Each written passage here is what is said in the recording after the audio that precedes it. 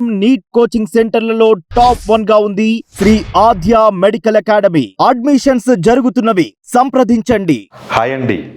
AP assembly సాక్షిగా మధుసూదన్ రావు అనే police ఆఫీసర్కు Jaganmohan Reddy ఇచ్చిన వార్నింగ్ మనం చూసాం కదా.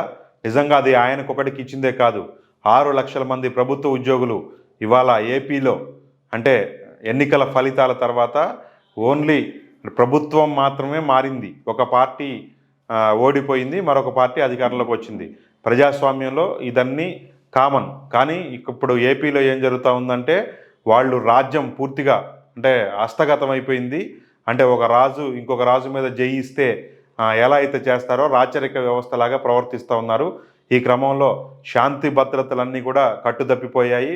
అధికార యంత్రాంగం పూర్తిగా తెలుగుదేశం లేదంటే కూటమి పార్టీల ఏజెంట్లుగా పనిచేస్తూ ఉన్నారు. ఎటువంటి ప్రజలకు సంబంధించిన ప్రజాస్వామ్యయుతమైన పాలన ఎక్కడా కూడా లేదు.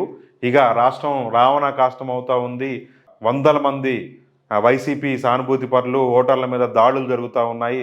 ఇప్పటికే ఒక 40 మంది వరకు హత్యకు గురయ్యారు. అలాగే మరొక 40 మంది వరకు సూసైడ్ చేసుకున్నారని చెప్పేసి ఇప్పటికే జగన్మోహన్ రెడ్డి గారు ఇప్పటికే ఆరోపించున్నారు. ఈ పరిస్థితుల్లో ఏపీ అసెంబ్లీ దగ్గర ప్లకార్డులతోటి వెళ్తున్నటువంటి వైసీపీ ఎమ్మెల్యేలని ఎమ్మెల్సీలని పోలీసులు అంటే నిలవరించిన తీరు అనేది నిజంగా అంటే రాష్ట్రంలో ఏం జరుగుతూ ఉందనే ప్రశ్న ఒకటి తీసుకొచ్చిందన్నట్టు. ఎందుకంటే ఇప్పటివరకు కూడా అంటే మనం ఎప్పుడు కూడా అసెంబ్లీలోనో పార్లమెంటులోనో ప్లకార్డులను ఏ రోజు చూడలేదా? పుస్తకాలతోటో లేదంటే ప్లకార్డులతోటో నిరసన తెలపడం అనేది మనం చూడలేదా? మరి ఎందుకు ప్లకార్డుల్ని చించేశారు? ఎందుకంటే ఇక్కడ రెడ్ బుక్ రాజ్యాంగం నడుస్తూ ఉంది. లోకేష్ రచించినటువంటి రెడ్ బుక్ రాజ్యాంగంలో అంటే ఇక్కడ ఏదైతే ఉందో అంటే ఇప్పుడు ఇక్కడ పోలీస్ ఆఫీసర్లు తెలుగుదేశం అభీష్టం ఏదైతే ఉందో, బాబు గారి అభీష్టం ఏదైతే ఉందో, లోకేష్ గారి అభీష్టం ఏదైతే ఉందో దానికి అనుగుణంగా పనిచేయాలనుకున్నారు. దాంట్లో ఏముంది? ప్లకార్డులు ప్రదర్శించడానికి వీల్లేదు. జగన్మోహన్ రెడ్డి వాయిస్ అసెంబ్లీలో వినిపించడానికి వీల్లేదు. ఆయన అసెంబ్లీకి రారు అని మొత్తుకున్నారు. చివరికి అసెంబ్లీకి వచ్చేటప్పటికి ఈ పని చేయాలని చెప్పేసి చూశారనమాట.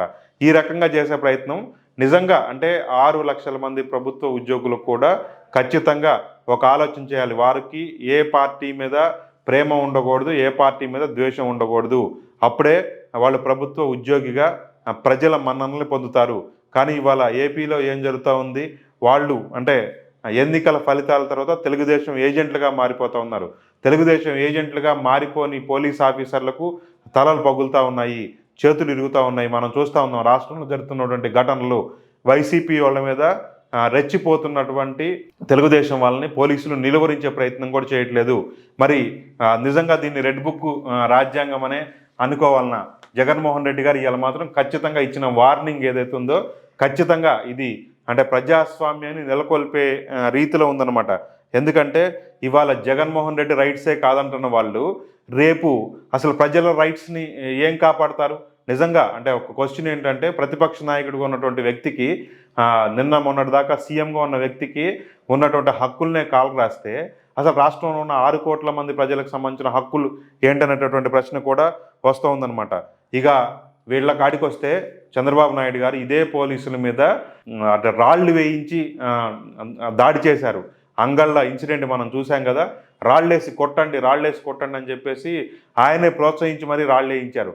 అక్కడ ఒక పోలీసుకి ఒక కన్ను పోయినా సరే వాళ్ళు అక్కడ స్పందించలేదు. ఎందుకంటే ఆ రోజు ఉన్న ప్రభుత్వం ప్రజలకు బాధ్యత వహించాలనుకుంది. ఈ రోజు ఉన్న ప్రభుత్వం ప్రజలకు కాదు, ఇది ప్రభుత్వానికి, తెలుగుదేశంలో ఉన్నటువంటి మనుషులకు ఎవరైతే ఉన్నారో ఈ అధికారాన్ని అంటే ఈవీఎంల రూపేనానో ఇంకొక రూపేనానో మేనేజ్ చేసి, వ్యవస్థలను మేనేజ్ చేసి, ఈవీఎంలను మేనేజ్ చేసి, నరేంద్ర మోడీని మేనేజ్ చేసి, ఎన్నికల కమిషన్ని మేనేజ్ చేసి, అలాగే ఇతరత్ర వ్యవస్థల్ని అంటే ఇవాళ కోర్టులతో సహా మేనేజ్ చేసి ఎవరైతే అధికారాన్ని హస్తగతం చేస్తున్నారో వాళ్ళకు ప్రజల మ్యాండేట్ తోటి సంబంధం లేదు. ఎందుకంటే ప్రజలు ఎన్నుకోలేదు అన్న సంగతి వాళ్ళకి తెలుసు. కాబట్టి ఇవాళ అంటే ప్రజల్నే కంట్రోల్ చేయాలని చెప్పి చూస్తాం అన్నమాట.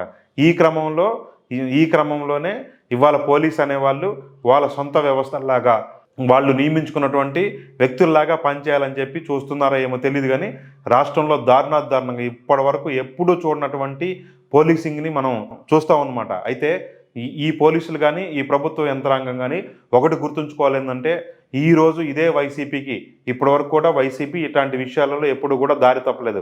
కానీ ఈరోజు నేర్పిస్తే ఇదే పోలీసుల మీద వైసీపీ వాళ్ళు రేపు అధికారంలోకి వస్తే, ఎందుకంటే ఎప్పుడు రోజులు ఒకేలాగా ఉండవు, మళ్ళీ తిరగబడి కొడితే, ఎందుకంటే 60-62 ఏళ్ల వయసు వచ్చే వరకు ప్రభుత్వ ఉద్యోగులు సర్వీస్ చేయాలి.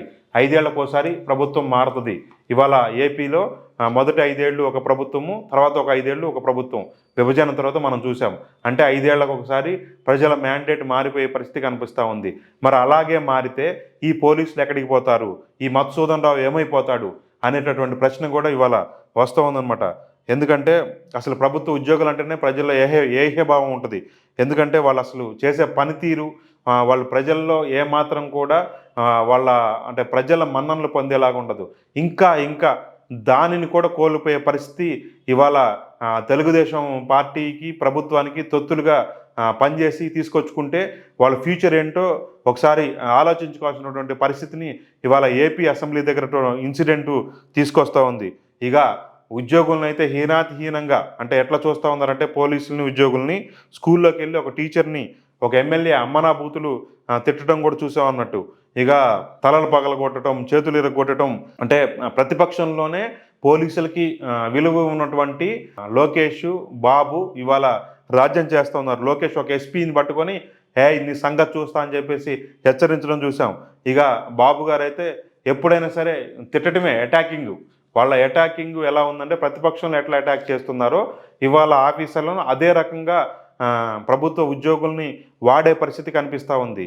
మరి ఇదే పరిస్థితి అంటే ప్రతిపక్షంలో ఉన్న, అధికారంలో ఉన్న ఇప్పటి వరకు కూడా వైసీపీ కానీ, జగన్మోహన్ రెడ్డి కానీ ఒకే రకంగా వాళ్ళని ఆదరించారు. ప్రభుత్వ ఉద్యోగులను ఉద్యోగుల్లా చూశారు, పోలీసుల్ని పోలీసుల్లాగా చూశారు. కానీ ఇక చూసే పరిస్థితి ఉండదు అనే విషయం మనకు అర్థమవుతూ ఉంది. రాష్ట్రంలో అంటే ఇది ఎటువంటి సంస్కృతికి దారితీస్తుంది అనేది వాళ్ళ అధికారంలో ఉన్న వాళ్ళు, వాళ్ళ కోసం పనిచేసే వాళ్ళు ఒకసారి వెనక్కి తిరిగి చూసుకోవాల్సినటువంటి పరిస్థితి ఉంది. ఎందుకంటే ఇవాళ అంటే ఈరోజు ఉన్న ఈ ఇన్సిడెంట్ ఏంటంటే నిమ్మగడ్డ రమేష్ ఆ రోజు అంటే తెలుగుదేశంకి అనుకూలంగా పనిచేసిన తర్వాత ఆయన ఎంతటి అవమానకరమైన పరిస్థితుల్లో రాష్ట్రంలో ఉన్నటువంటి తన పదవి నుంచి తప్పుకున్నారో మనం చూసాం. అలాగే ఏబి వెంకటేశ్వరరావు కూడా ఒక పార్టీకి అనుకూలంగా పనిచేస్తున్న క్రమంలో ఆయన గారు ఫేస్ చేసినటువంటి ఇన్సిడెంట్లను చూసాం. ఇవి 1-2 ఇన్సిడెంట్లే. రాబోయే రోజుల్లో అందరు ఉద్యోగులు, అందరు పోలీసులు కూడా ఇదే ఇన్సిడెంట్లను ఫేస్ చేయాలని అనుకుంటున్నారా ఏంటో తెలియదు. కానీ ఒకటి మాత్రం ఈ 45 రోజుల పరిపాలనలో మాత్రం ఉద్యోగులు, పోలీసులు మాత్రం చాలా బాధ్యతారాహిత్యంగా ప్రజలన్నా కానీ, ప్రతిపక్షం అన్నా కానీ ఏమాత్రం లెక్క లేకుండా వ్యవహరిస్తున్నారనేటువంటి విషయం కనిపిస్తూ ఉంది. వాళ్ళు మారాలని చెప్పేసి మనం కోరుకుందాము. అదే మీరు కూడా కోరుకుంటే కింద కామెంట్ చేయండి. అలాగే నా వీడియో నచ్చితే లైక్ చేయండి. అలాగే మా ఛానల్ సబ్స్క్రైబ్ చేయండి. మరొక వీడియోతో కలుద్దాం. Thank you.